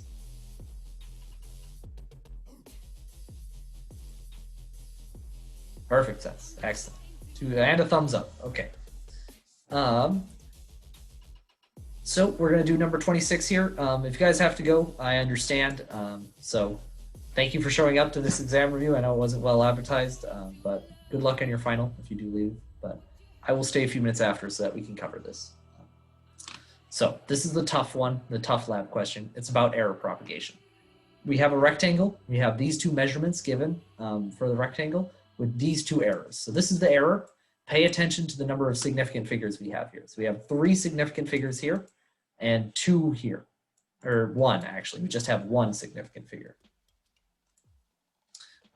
So we want to figure out what the propagated standard error is. That's all we care about. So I'm not even going to let you bother. I'm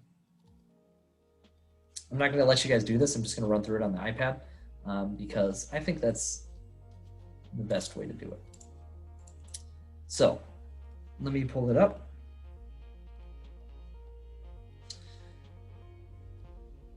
So when we do questions like these, when we propagate error, we always have something as a function of another thing. But that other thing is a function of a bunch of variables. So in our case, we've got two lengths and we want to find an area. So let's call them L1 and L2, like they did in the problem. So we got two lengths, and that's equal to the area. So we want to figure out what is the error in A. So we can say A is a function of L1 and L2. Right? So this function is really simple. It's just the product of the two numbers. But in general, it may be real complicated. You never know. But in our case, it's just the product of the two. So if you want to propagate error for this, all you do, so the error, sigma, is equal to the square root of the partial derivative of f with respect to your first variable, so us, it would be L1, times our error associated with L1, so L1. And then we square that whole thing, and you do the same thing for the other variable.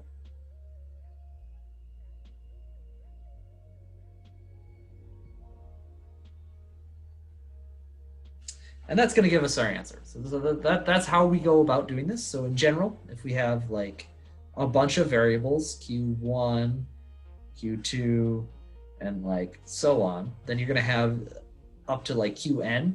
You're going to have n terms down here, and you're going to associate each one is going to be the derivative of your resulting function with respect to that variable. So how many of you guys are intimidated by this symbol right here? Does anyone know what this weird backward 6 looks like, looking thing means?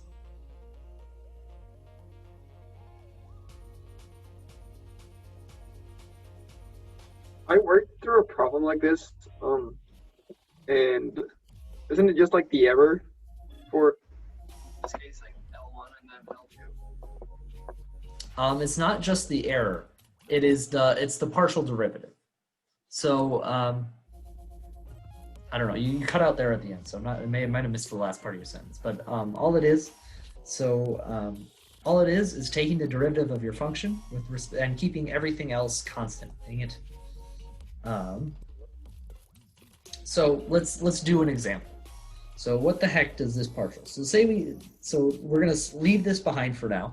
We're gonna do an example of a partial derivative.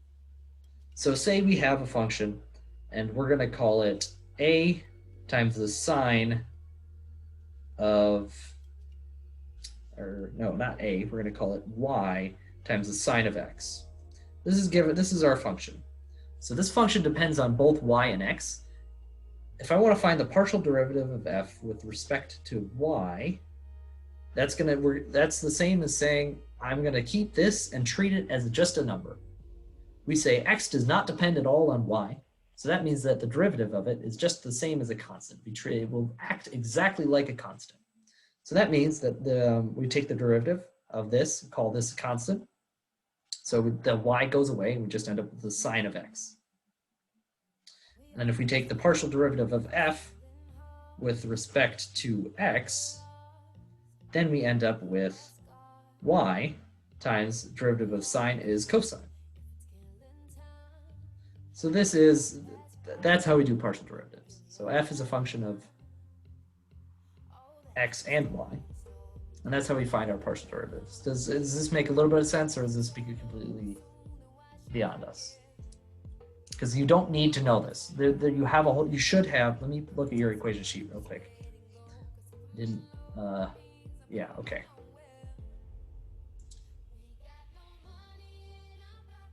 Yeah, so this is where, if you look at your equation sheet, at the propagation of uncertainty part, this is where these formulas come from. You can always build this formula by doing what I have on the iPad here. So are we okay with this? Do we want another example or what?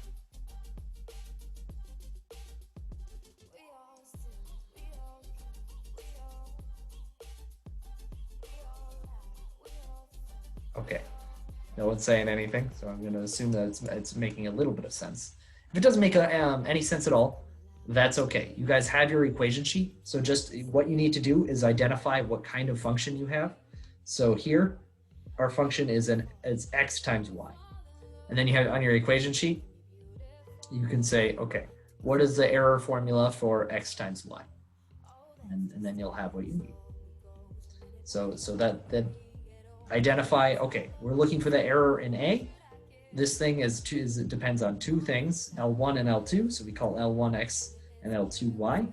We multiply those two numbers together, and that's how we get A, which means that our error propagation formula is given by this. So what is the partial derivative of f with respect to L1? So A is f of L1 and L2. So that's going to be L2.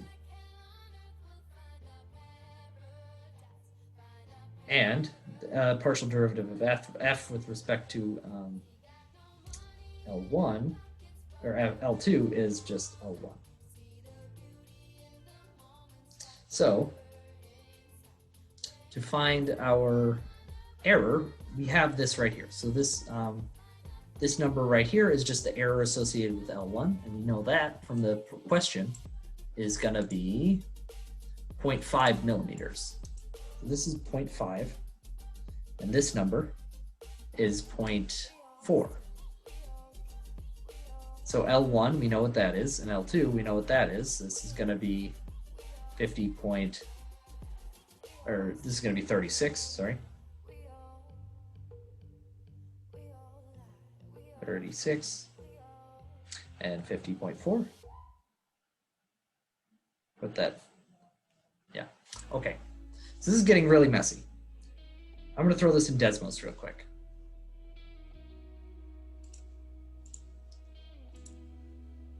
So I'm going to pull up Desmos. And feel free to stop me at any time if you guys have any questions. I know this is very new and very weird. It took me about 2 years to really get this. And I had like 3 lab courses. So it doesn't make a lot of sense at first, and that's okay. So we want to figure out what the error is. So to do that, we're going to slap our equation in. So square root, what we had before, L2 times, I'm going to call this the error, I'm going to call it S, and I'm going to call it S on 1, because it's the error due to L1. We square that, and then we do the same thing. So we have L1 times S2. We square that. So this is just what I had on the iPad. I'm just putting this into Desmos. So we can input all of our values. So L2, that is 36. We don't care about the error. It's just 36, that raw number we have right here. 36.04, we drop the 0.04, because this is our error associated. So 36.0. So S1, that's the error associated with measurement 1, that's 0.5. Okay, so L1, that's 50.5. And S2 is 0.4. Okay, so we got a number, 27.05. What the heck does that mean? That means that the error associated with our measurement, so if we were to take 50.5 times 36, let's do that. We take L1 times L2, it's 1818. So our estimation for the error, our estimation for the area, sorry, is this number plus or minus this number. But we need to do a little bit more thinking to get the correct answer, because we need to round this, because we're given values up to 3 significant digits. So this becomes 182, or sorry, no, up to, they give us, yeah, I think that's 3 significant figures. Well, in any case, we just care about the error. So to find the error, that's given to 1 significant digit, just 1 we have right here. So we round this to just the first number. So this 2 becomes a 3, but it rounds up to 30, right? So our correct answer is 30 square millimeters, which is D. Okay, so that was a lot. Let me walk you through using this, just because you guys probably won't be taking partial derivatives on your test. So what we had is an x times y function, right? So what I did was I used this formula right here. So the one on the far right. So this is our function that we had right here. I just plugged in. This is the error associated with the first measurement, L1. L1 is x, and then y naught is. Okay, my bad. My bad, Fernando. I mean, I can hardly hear you because I'm half deaf. But yeah, I'm sorry. If you do, you want to explain it again? Can you hear me well there? Yeah, now I can. Okay, so it's pretty simple. Like I was taking a tutoring class and we were told this. So to get the error, it's just gonna be the square root of let's, instead of saying L1 and L2, I'm gonna say A and B. So you're gonna grab the error for A times B, and that's squared, plus the error of B times A squared, square root of that, which is basically what you did on the decimals thing. Yeah. I mean, but without the explanation on how you got it, you know? Yeah. Yep. So what you said is exactly correct. I'm being verbose about it because I want you guys, like, in general, you're not always going to have it be so easy where it's just the product of two numbers. Sometimes it's like L1 L2 times the sine of L1 times L2 squared, you know? So it's not quite as easy. So that was the reason. But what you said is 100% correct. And I'm sure it'll be sufficient for the test. So if Fernando's explanation made sense to you, that'll work. But just know that in general, it doesn't always work out that way. Okay. So does anyone else have any questions or comments before I wrap it up?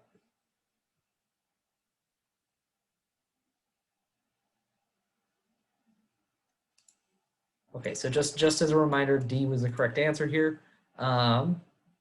If you guys have any questions, you can always ask me through the SI website. I'll try and get back to you, but I do have a lot of finals. Thank you all for showing up. It's been a good semester. Good luck on your final, and I will be uploading this on YouTube. If you guys need to go back and check on anything, please check the SI website. That's where the link is going to be. I'm gonna as soon as it gets uploaded, I'll post an announcement there with the link. All right. Yep. So thank you guys for showing up. I do really appreciate it. If any of you guys are taking 232X next semester, physics 232X, I'll be doing SI for that. Same sort of format. So yeah. Thanks. I'm gonna need it. The good luck on the finals. I'm gonna stop recording.